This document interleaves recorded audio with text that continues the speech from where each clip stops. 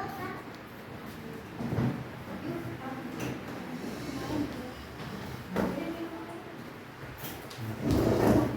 selamat pagi. Halo, selamat pagi. Amin. Sudah berdoa ya.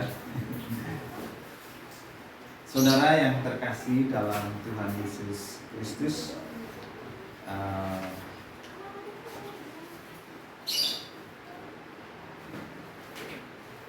kemuliaan Tuhan itu ada di rumah Tuhan.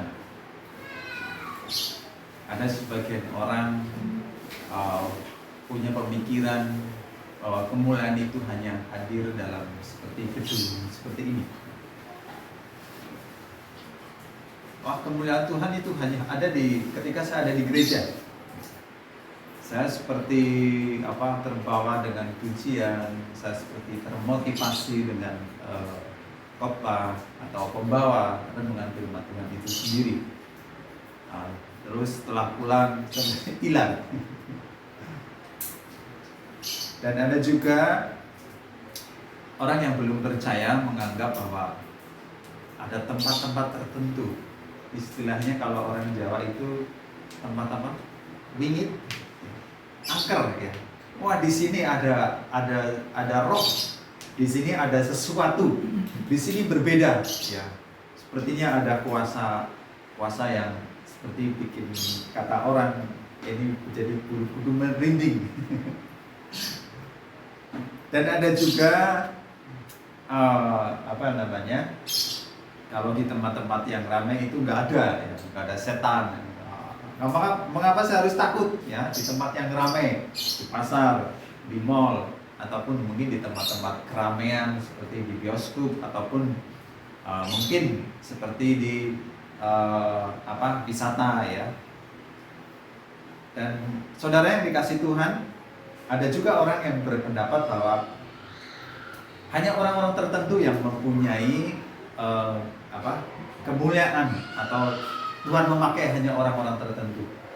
Bisa dia rohaniawan, ya. Katakanlah mungkin seperti orang yang berkarisma, seperti Pak Petrus Agung, atau mungkin seperti Pak Eratus, atau mungkin bisa juga seperti Philip Pantopa, atau juga mungkin orang-orang yang mempunyai karisma ya. Ada yang mengatakan, wah, dia sangat berkarisma. Tuhan seperti hadir di dalam dirinya. Berarti Tuhan tidak hadir dalam diri saya karena saya tidak seperti dia. Atau bisa juga ada sebagian orang mengatakan orang yang berilmu ya. Orang yang mempunyai pendidikan cendekiawan, orang yang mempunyai filsafat yang sangat menarik ya untuk menjelaskan sesuatu. Ada yang mengatakan bahwa wah, Tuhan hadir di sana, atau ada sesuatu yang lain dalam orang-orang ini, dalam orang yang pandai ini. Saudara yang terkasih dalam Tuhan Yesus Kristus, lalu bagaimana dengan orang-orang yang awam? Orang yang mungkin orang biasa seperti saya, atau seperti kita, atau seperti orang-orang yang lainnya, atau mungkin seperti orang yang duduk minta-minta di pinggir jalan. Apakah tidak bisa Tuhan ada di dalam dirinya? Tuhan bekerja di dalam dirinya, dan Tuhan hanya ada di dalam tempat-tempat tertentu. Tuhan hanya ada di dalam orang-orang tertentu. Alkitab mengatakan tidak. Dan hari ini kita akan belajar di mana Tuhan itu ada. Apakah seperti yang saya sampaikan, atau justru berlawanan dengan seperti yang kita sampaikan? Saudara, kita akan membuka nats kita dari Yohanes pasal 9. Yohanes pasal 9 ayat 1 sampai yang 12.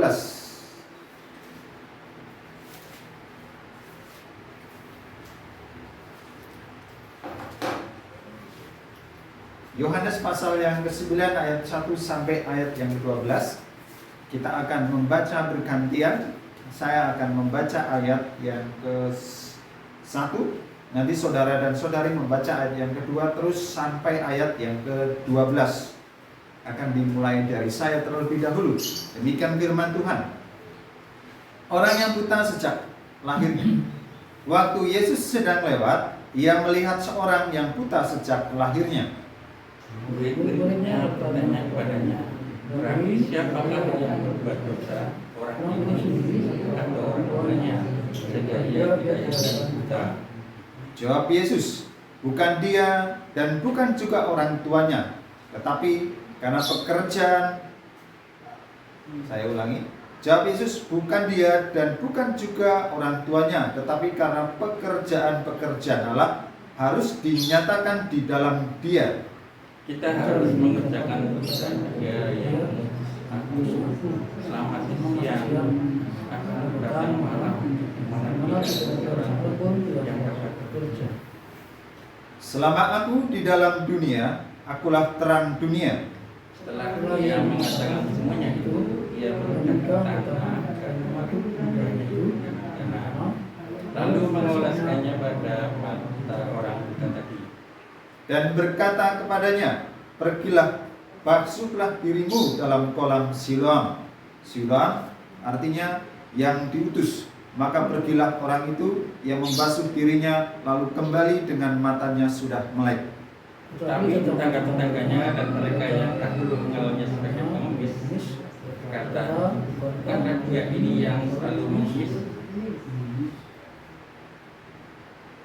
Ada yang berkata, "Benar, dialah ini." Ada pula yang berkata, "Bukan, tetapi ia serupa dengan dia." Orang itu sendiri berkata, "Benar, akulah itu." Kata mereka kepadanya, "Bagaimana matamu menjadi melek?"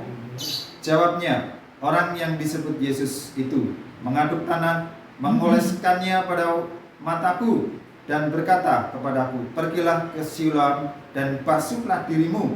Lalu aku pergi, dan setelah aku membasuh diriku, aku dapat melihat.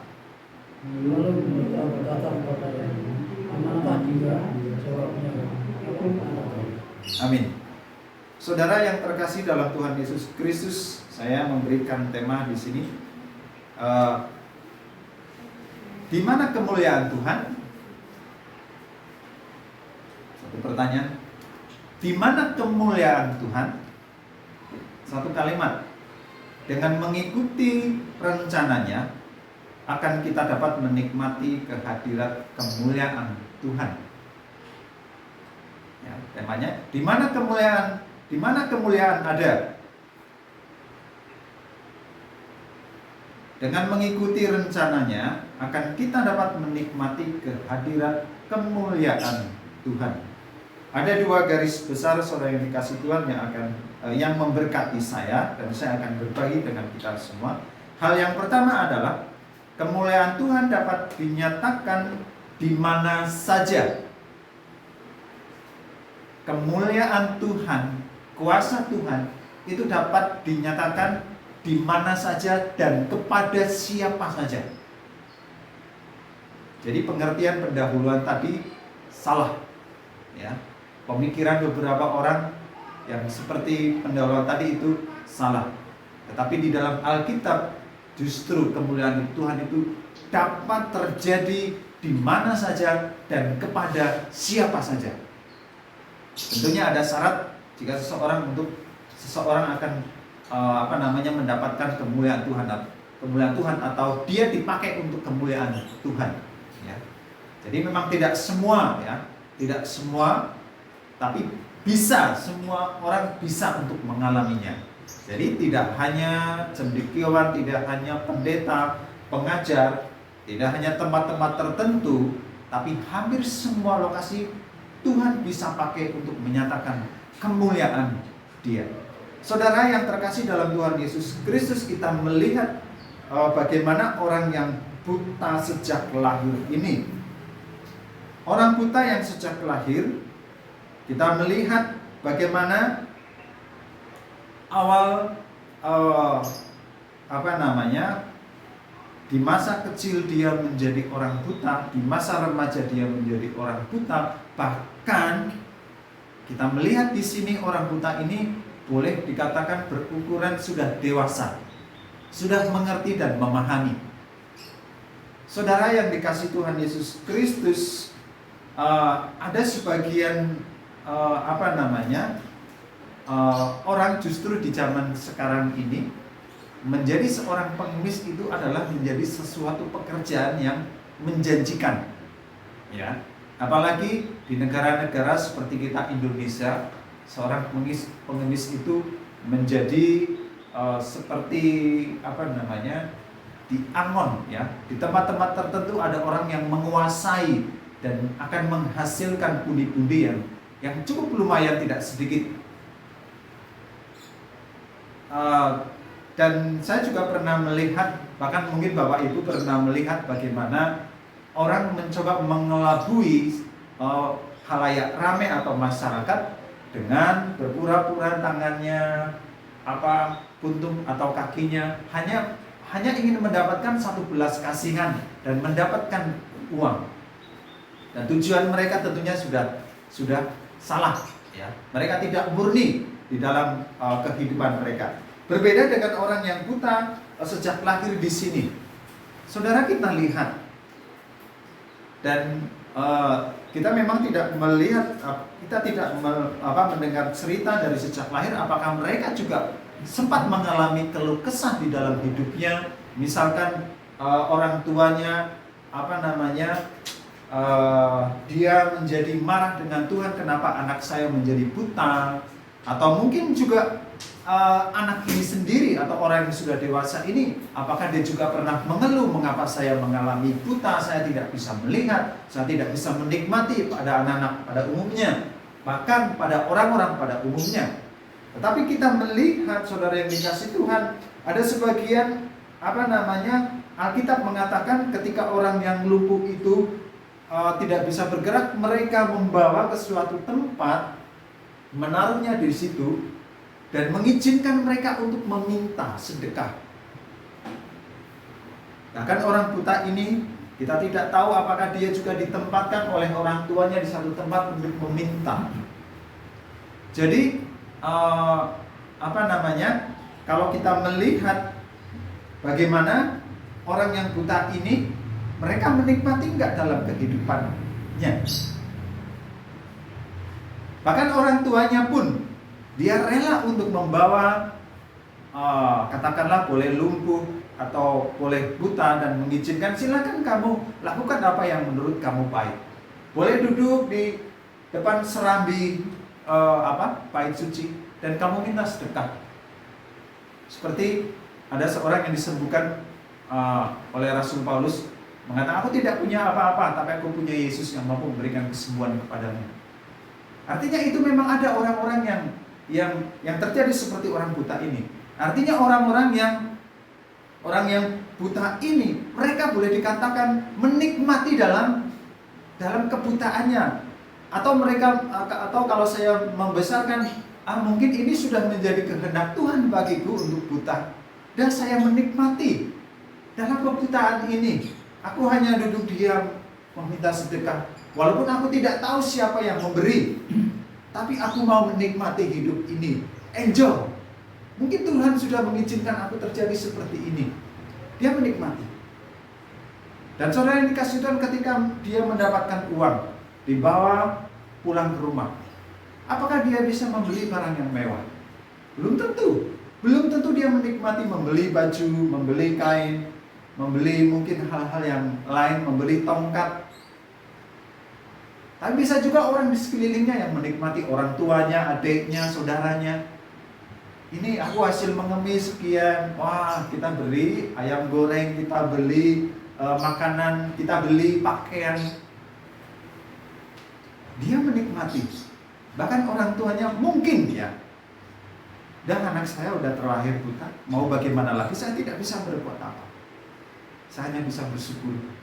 Saya hanya bisa berserah, silakan. Kalau kamu hanya bisanya minta, silakan. Artinya saudara yang dikasih Tuhan, kita melihat ketika Tuhan Tuhan ditanya, siapa yang berdosa? Tuhan. Orang tuanya atau dia sendiri? Tuhan katakan, Tuhan mau tunjukkan kuasanya melalui dia. Tuhan itu mau nyatakan kuasanya melalui orang yang buta. secara manusia adalah nggak mau ada yang menjadi orang buta, nggak mau. Berontak pasti ada itu. Tapi saudara yang dikasih Tuhan, begitu Tuhan menjaga keluarga ini, Tuhan menjaga orang buta ini, secara pasti saya tidak tahu apakah dia memang menikmati atau tidak.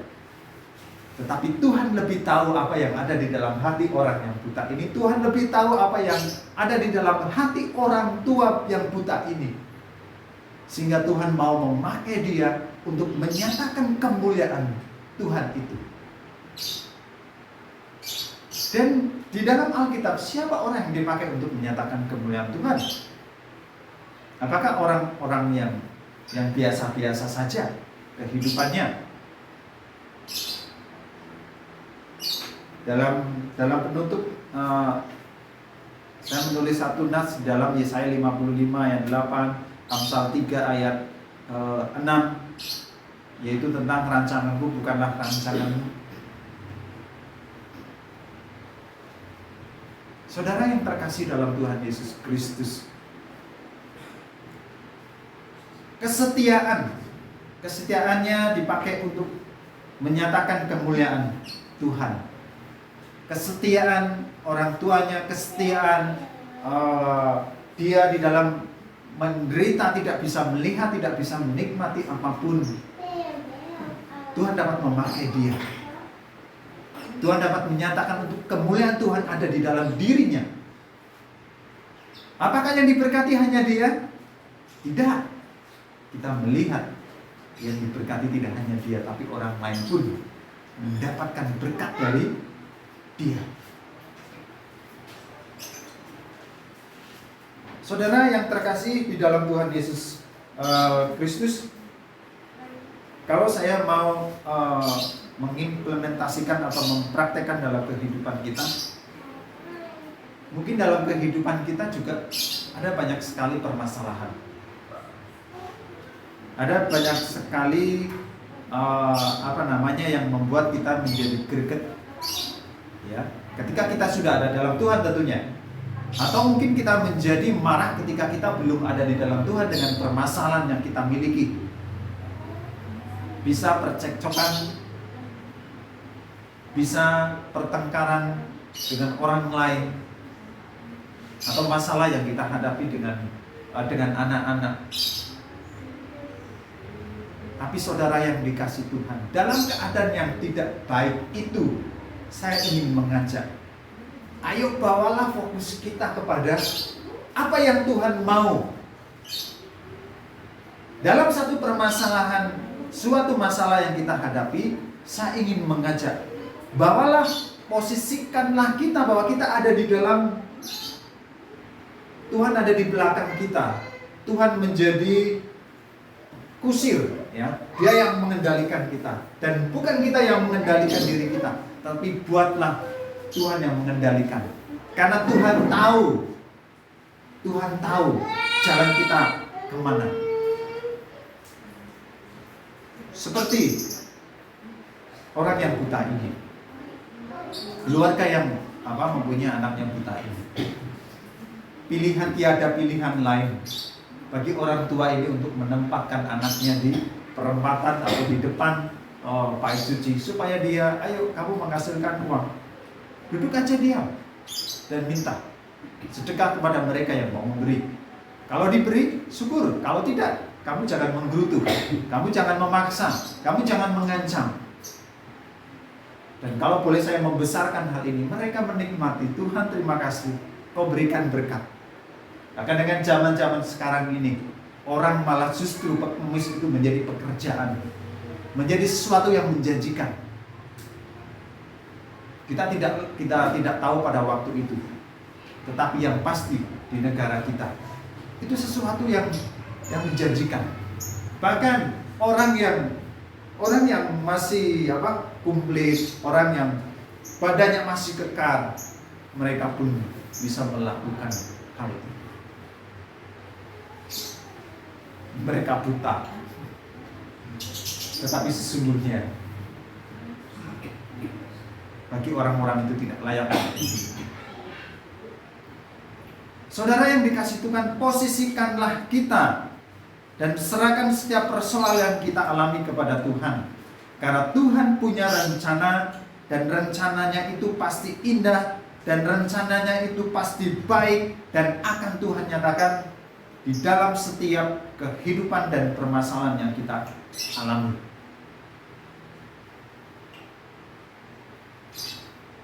Saudara yang terkasih dalam Tuhan Yesus Kristus,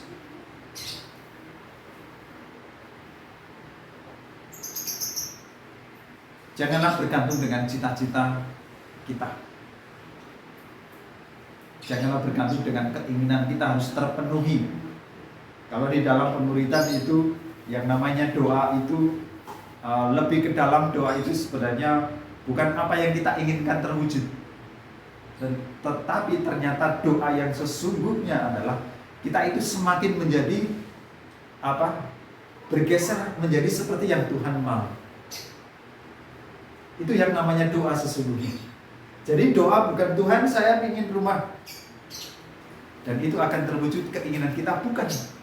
Tapi seandainya terwujud, sebenarnya kita sedang bergeser dalam arti, oh ini rencana Tuhan ada di sini. Oh rencana Tuhan ada geser sedikit mundur. Sebenarnya semakin kita doa, itu bukannya semakin apa yang kita inginkan kita terjadi, dan kita wah Tuhan itu keinginanku terwujud. Kalau terjawab, itu sesungguhnya kita semakin kamu itu seperti yang aku inginkan. Jadi bukan seperti yang kamu inginkan, tetapi seperti yang aku inginkan. Karena sekali lagi Tuhan sudah tahu apa yang menjadi kebutuhan dan keperluan kita. Jadi kehidupan kita sebagai orang percaya, jika kita mengalami satu permasalahan, hal yang sulit sekalipun, bawalah diri saudara kepada Tuhan. Nikmati dan jangan coba memaksakan untuk segera selesai. Tidak bisa. Banyak sekali contoh. Misalkan seperti anak saya maunya seperti ini. Kita nggak bisa memaksa. Mungkin bagi anak-anaknya yang sudah besar seperti Pak Pairan, Pak Teguh, Bu Meme, Pak Beni, mungkin lebih paham sekali ya. Mungkin punya keinginan terhadap anak-anak saya nanti kalau udah ini seperti ini. Wah ternyata tidak. Tuhan lebih tahu punya tujuan dan tujuan. Jadi mari saudara yang dikasih Tuhan, bahwa kemuliaan Tuhan dapat dinyatakan di mana saja kepada siapapun. Jadi tidak hanya di dalam orang-orang yang dekat dengan, pada waktu itu dekat dengan Tuhan, pada waktu itu memuji dengan sukacita, pada waktu itu lebih khusyuk di gereja. Jadi Tuhan dapat memakai siapapun. Jadi siapkanlah, jika kita ada sesuatu yang mungkin tidak baik, Tuhan dapat memakai itu untuk Tuhan menyatakan kehendak dan kemuliaan-Nya. Amin. Yang kedua, saudara yang dikasih Tuhan, kebenaran yang kedua adalah ketaatannya menghasilkan berkat. Berkat yang pertama adalah berkat untuk dirinya sendiri. Orang yang buta itu akhirnya bisa melihat. Dia bisa melihat pemandangan yang indah, ya, orang yang buta ini. Dan berkat yang kedua adalah untuk orang-orang di sekeliling, orang tua, sahabat. Bahkan berkat itu juga diterima oleh orang-orang pada umumnya. Bahkan mereka yang sudah menjudge bahwa dia orang buta, hanya pekerjaannya bisanya hanya meminta-minta. Tetapi justru dengan dia bisa melihat, dia boleh menjadi berkat bagi mereka. Dan siapa? Mereka diberkati dengan apa? Mereka jadi mengerti bahwa ada orang yang mampu melakukan mukjizat untuk orang buta sejak lahir bisa melihat kembali. Jadi saudara yang dikasih Tuhan Yesus Kristus, berkat itu dialami oleh orang yang sedang mengalami masalah itu sendiri. Apakah orang yang buta ini tahu sejak lahirnya bahwa dia akan dipakai oleh Tuhan? Sepertinya mereka tidak tahu. Bahkan orang tuanya pun mungkin mereka tidak tahu bahwa orang anakku buta nanti mau dipakai untuk Tuhan? Mungkin tidak tahu. Tetapi pada saatnya Tuhan tunjukkan, bukan dia yang berdosa, bukan orang tuanya, tapi Tuhan mau menyatakan kemuliaannya melalui dia. Tuhan dapat menyatakan kemuliaan melalui siapapun. Bahkan yang dianggap sampah sekalipun, bahkan yang dianggap tidak berguna sekalipun oleh manusia, Tuhan dapat menyatakan itu untuk menyatakan kemuliaannya melalui dirinya. Dia diberkati, keluarganya diberkati, dan orang sekeliling pun akan diberkati. Ini yang menjadi pertanyaan bagi kita dan harus tanyakan kepada diri kita masing-masing. Apakah kita siap untuk dipakai, untuk dinyatakan kemuliaan Tuhan? Amin. Ayo, pasanglah kuda-kuda itu untuk menerima apapun yang Tuhan izinkan terjadi di dalam diri kita pribadi, dalam keluarga. Percayalah, setiap apapun yang terjadi di dalam diri kita, Tuhan itu punya rencana.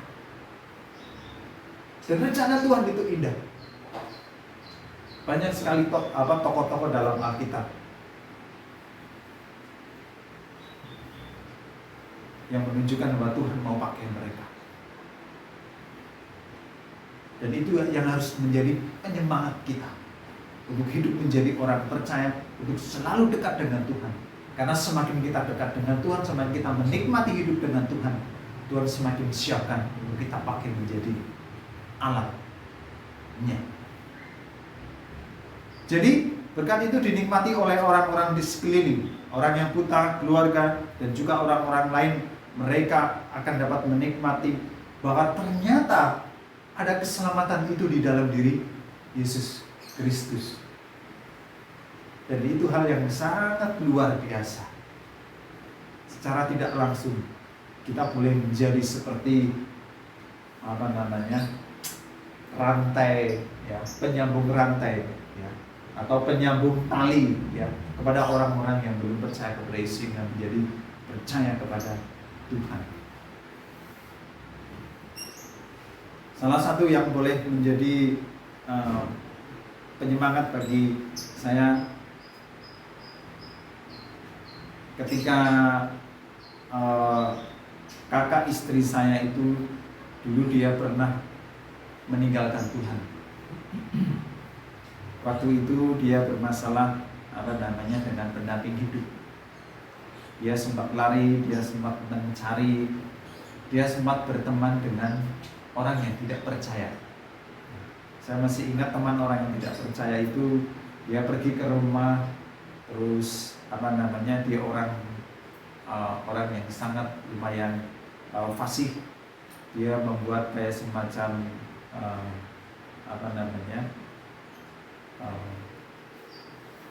ayo coba kamu kembali. Dan saya tidak tahu hati kecil dari kakak saya apakah dia memang kembali atau tidak. Yang pasti sepertinya dia sudah, Tuhan, aku meninggalkan. Dan akhirnya masih ada kami sekeluarga terus berdoa, secara khusus istri berdoa. Terus ada komunikasi dengan majikan yang lama. Bagaimana kalau dikenalkan dengan orang ini? Boleh. Dia diperkenalkan, ketemu. Dan akhirnya mereka memutuskan, oke, kita cocok, kita menikah. Dan saudara yang dikasih Tuhan menikahnya justru lebih mewah dari saya. Karena di gereja GKI, jadi dia dari pihak gereja tahu bahwa si Siti ini dia kakak istri saya itu tidak ada yang mendukung pun, ya. Bahkan keluarga dari laki-laki pun tidak ada juga, ya. Mereka semua dari sebelah. Dan hanya satu keluarga saya saja yang datang pada waktu itu. Dan membuat saya kalau melihat ke belakang, ternyata Tuhan punya tujuan yang sangat indah.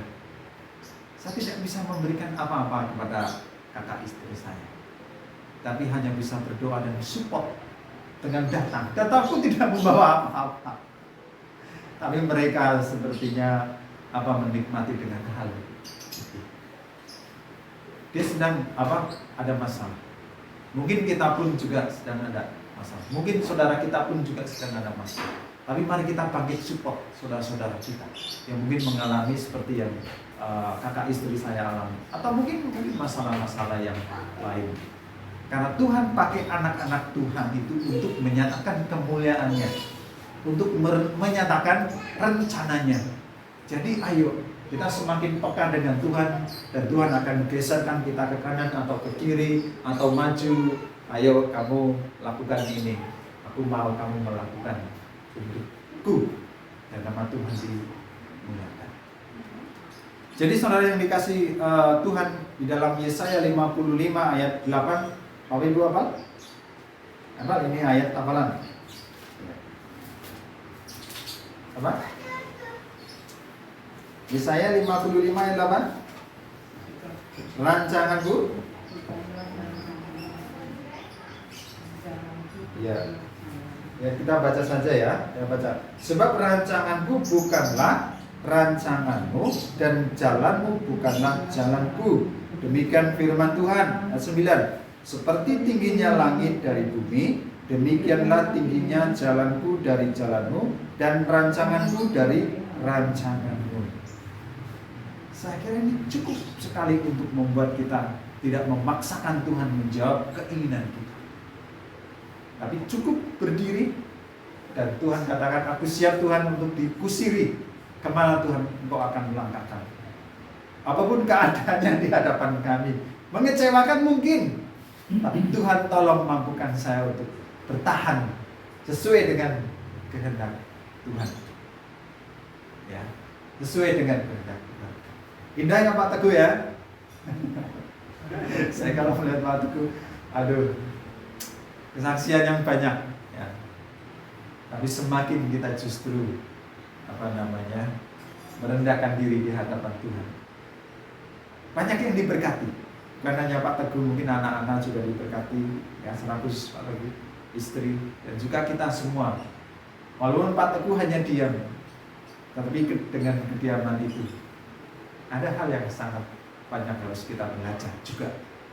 Karena belajar itu tidak hanya kepada anak-anak yang pintar pantun, bagaimana caranya berpantun, atau mungkin Pak Beni atau Pak Pairan dengan lemah lembut, tapi kadang kita juga harus belajar bagaimana kita untuk diam. Jadi satu dengan yang lainnya kita mulai belajar. Dan siapkanlah dulu. Dan di dalam Amsal 3 ayat 6, ini juga ayat hafalan ya. Amsal 3 ayat 6. Akuilah dia dalam lakumu, maka ia akan meluruskan jalanmu. Akuilah dia dalam segala jalan kita, dan Tuhan akan meluruskan setiap jalan. Amin saudara. Amin. Saya ingin mengajak menutup dengan pujian, yaitu waktu Tuhan.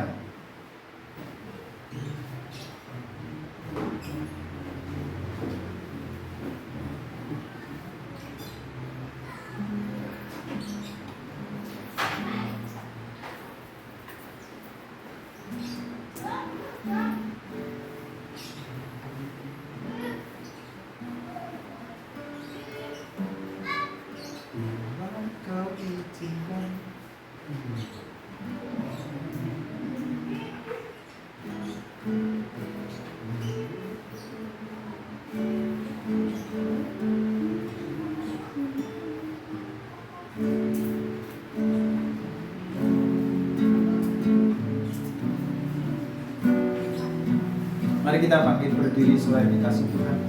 Dengan pujian sama-sama. Bapak katakanlah, posisikanlah kita seperti orang yang buta, bahkan keluarganya mungkin seperti tidak ada harapan. Tapi Tuhan punya rencana.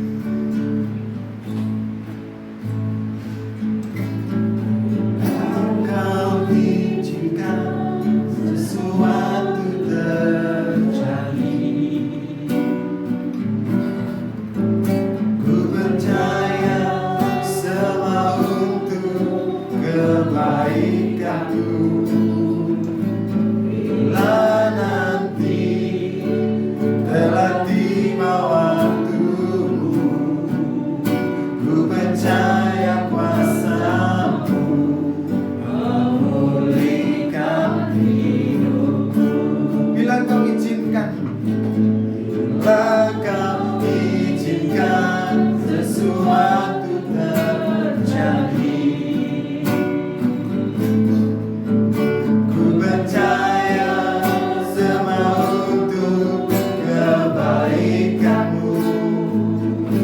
Bila nanti telah tiba waktumu, ku percaya kuasa-Mu memulihkan hidupku. Waktu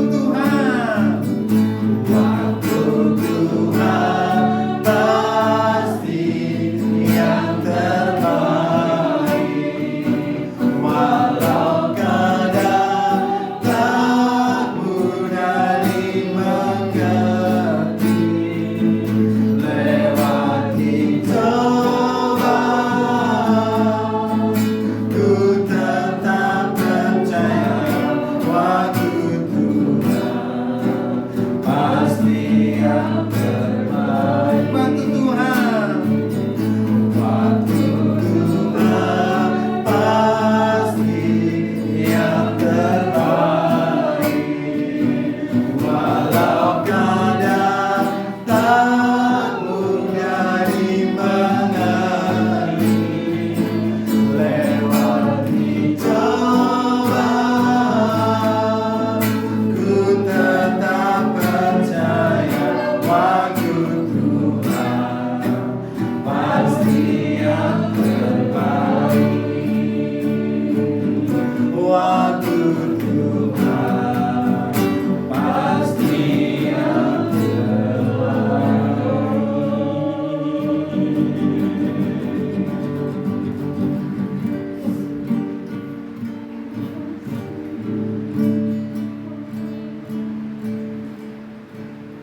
Tuhan,